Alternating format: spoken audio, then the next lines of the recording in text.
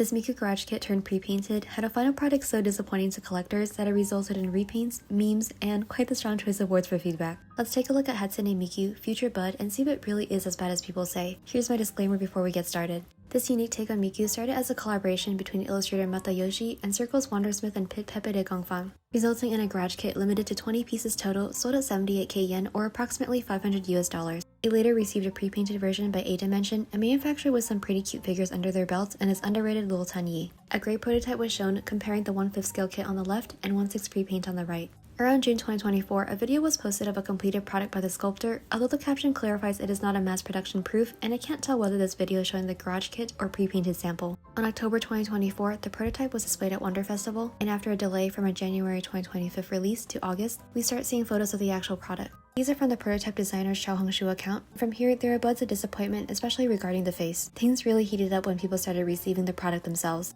Because as we can see from these photos, there's a noticeable difference between the official photos and final product, and possibly the hair color as well, but do note lighting and camera differences may play a factor regarding colors and shading. I did ask a friend familiar with the language to confirm the comments, and they mentioned the consensus is that in summary, the figure is just not up to par. I did notice as well that official photos of the pre-paint and garage kit feature what looks to be the same figure. However, the display prototype does look a little different, which, if these are correct, it can be seen as misleading to use a garage kit photo for a pre-paint prototype, especially if you're unable to replicate it to a satisfactory degree.